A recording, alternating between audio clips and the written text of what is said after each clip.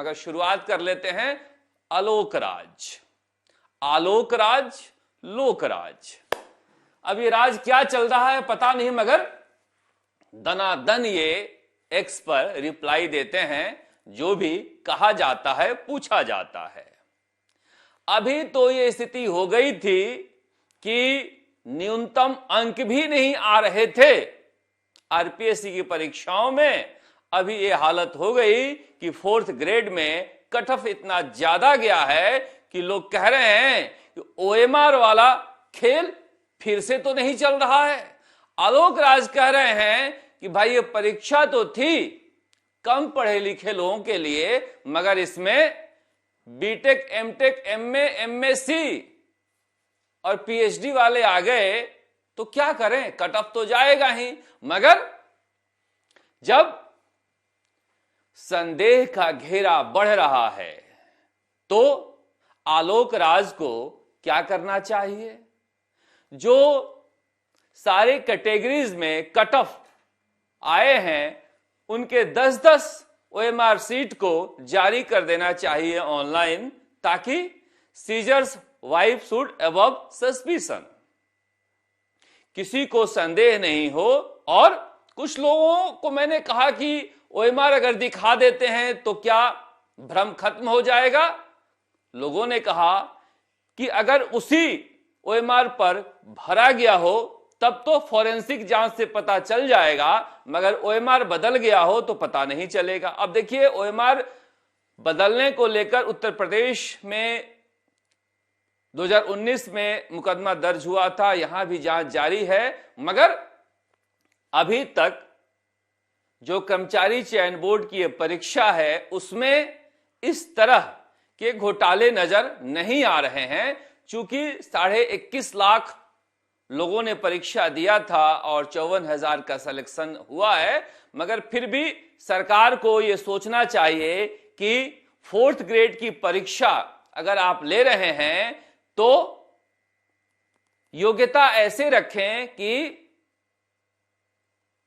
4th grade की नौकरी करने वाली नौकरी पाएं। इस तरह से ज्यादा पढ़े लिखे लोग नौकरी पर लग जाएंगे तो फिर ये काम भी नहीं करेंगे, नेतागिरी ज्यादा करेंगे। मगर फिर भी हम चाहते हैं आलोक राज से कि इस आलोक में कि शक किया जा रहा है, ओएमआर सीट को सार्वजनिक कर देना चाहिए सभी कैटेगरी में जहां पर 10-10 का कट ऑफ ज्यादा दिखाई दे रहा है, ताकि संदेह का घेरा बढ़े नहीं। वैसे 2027 तक है ये, और गहलोत राज में बनाए गए थे। अब ये कहा गया कि आर्मी के रिक्रूटमेंट प्रोसेस में ये शामिल थे और इसलिए ट्रांसपेरेंसी की वजह से इन्हें बैठाया गया है। मगर इस बार 4th ग्रेड के रिजल्ट को लेकर कुछ ज्यादा ही हंगामा मचा हुआ है। खैर, ये तो संदेह की बात हुई, कोई सबूत हमारे पास है नहीं, मगर चूंकि संदेह का पैर काफी बड़ा होता है और डग काफी लंबे होते हैं, इसलिए चर्चाएं हो रही है। फिर भी मुझे लग रहा है कि आलोक राज इस संदेह को खत्म कर देंगे।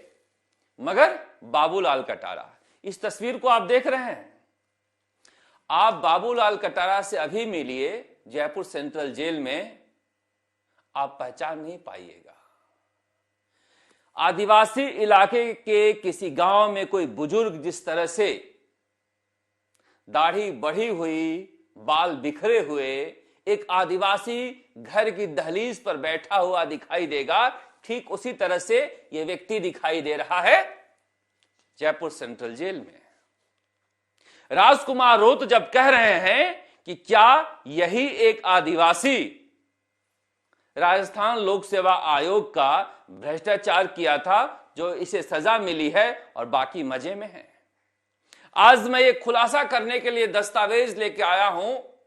वैसे तो बाबूलाल कटारा चीख चीख कर कह रहा है कि मैं राजस्थान के लोगों को बताना चाहता हूं, मगर भजन लाल शर्मा जी की सरकार और प्रधानमंत्री नरेंद्र मोदी जी की सरकार यानी ईडी और एसओजी नहीं सुनना चाहती है, तो क्या करें।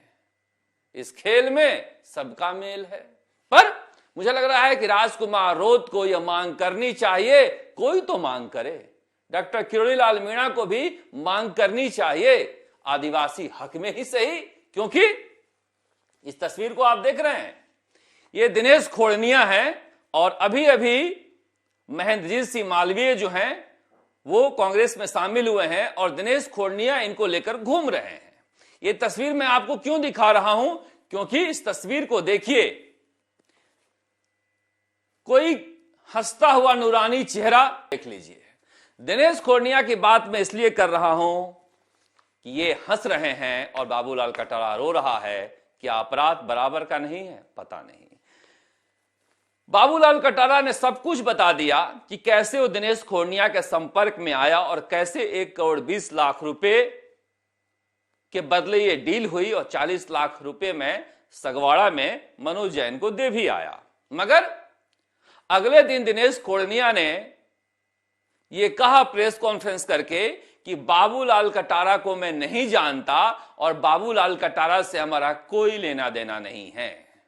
इस सच की पड़ताल जब हमने शुरू की तो पता चला कि दिनेश खोड़निया जैन समाज के अध्यक्ष भी रहे हैं, बड़े नेता हैं, उनकी अकुत संपत्ति भी है। वैसे ही अशोक गहलोत के संपर्क में 2006 में आए हैं, तब संपत्ति वाले बने हैं, बाकी किसी दुकान पे काम करते थे। अशोक गहलोत राजस्थान के पारस पत्थर हैं, जो इनके संपर्क में आ जाता है वो खरबपति ही बनता है। पर ये दस्तावेज मैं आपको इसलिए लेकर आया हूं, ये मालवीय जी हैं, महेंद्र सिंह मालवीय। ये दस्तावेज इसलिए आपको लेकर आया हूं कि आप देख रहे हैं, ये शांति देवी को ध्यान से देखिए आप, और श्रीमती शांति देवी पत्नी बाबूलाल कटारा जाति भील, ये बिक्री पत्र है। और इस बिक्री पत्र को आप देखिएगा, श्री शांति देवी पत्नी श्री बाबूलाल कटारा जाति भील, तो इन्होंने जो ये बिक्री की है वो किसको जमीन बेचा है? ये जमीन बेचा है श्री संतोष खोड़निया, पिता स्वर्गीय श्री रतनलाल खोड़निया, जाति जैन, उम्र वयस्क, पेशा व्यापार, निवासी सगवाड़ा, तहसील सगवाड़ा, डूंगरपुर। बाबूलाल कटारा की पत्नी 2014 में एक जमीन लेती है, उसका कन्वर्जन कराती है और फिर दिनेश खोड़निया के परिवार को बेचती है। देखो शांति देवी की हस्ताक्षर को देखिए, अगर मैं जूम करके दिखा पाऊं तो एक बार मैं जूम करके दिखाना चाहता हूं कि बाबूलाल कटारा की पत्नी के तीनों हस्ताक्षर को आप देखिए। ये शांति देवी,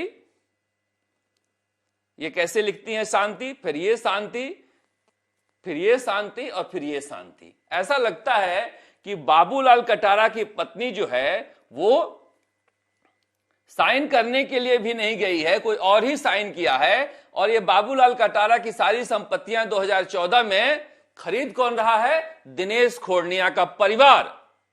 दिनेश खोड़निया का परिवार खरीद रहा है। सुमित खोड़निया, पिता संतोष खोड़निया और संतोष खोड़निया। ये आवासीय भूखंड मौजा सगवाड़ा का 28, 29, 30, 31, 32 प्लॉट का विवरण है और 24, 25, 26, 27। ये अकेले ऐसे दस्तावेज नहीं है, इस तरह से बहुत सारे दस्तावेज हैं। ईडी ने इसे इस्टेब्लिश करने की कोशिश नहीं की कि दिनेश खोड़निया और बाबूलाल कटारा के बीच ट्रांजैक्शन हुआ है। अब इससे साफ और क्या हो सकता है और क्या सबूत हो सकते हैं? मगर बाबूलाल कटारा चूंकि आदिवासी है इसलिए जेल में है और दिनेश खोड़निया अगड़ी जाति के हैं इसलिए मुस्कुरा रहे हैं। मगर ये सारे विक्रय पत्र अगर ईडी और एसओजी चाहे तो हम देने के लिए तैयार हैं, दिनेश खोड़निया और बाबूलाल कटारा के परिवार के बीच का। अब कितने नैतिक बोध के साथ कह रहे थे कि बाबूलाल कटारा को मैं जानता नहीं। कमाल का रिश्ता है ये। जबकि बाबूलाल कटारा बेचारा कह रहा हूं, एक एक चीज उसने बताया है कि कैसे दिनेश खोड़निया के संपर्क में आया और कैसे वो आरपीएससी का सदस्य बना। बात यह नहीं है कि दोनों के बीच, दोनों परिवारों के बीच कोई व्यवसायिक रिश्ता है। बात यह है कि बाबूलाल कटारा ने जो कुछ ईडी के सामने बोला है उसकी जांच ईडी ने क्यों नहीं की और उसकी जांच भजन लाल शर्मा की एसओजी क्यों नहीं कर रही है? ये बड़ा सवाल है और ये सवाल राजस्थान की जनता के बीच में छोड़ रहा हूं कि आप तय कीजिएगा, क्या पेपर लीक की जांच का जो भरोसा देकर गए थे प्रधानमंत्री नरेंद्र मोदी और जो अमित शाह आकर बोलते हैं वो दिखाई भी दे रहा है क्या? पता नहीं।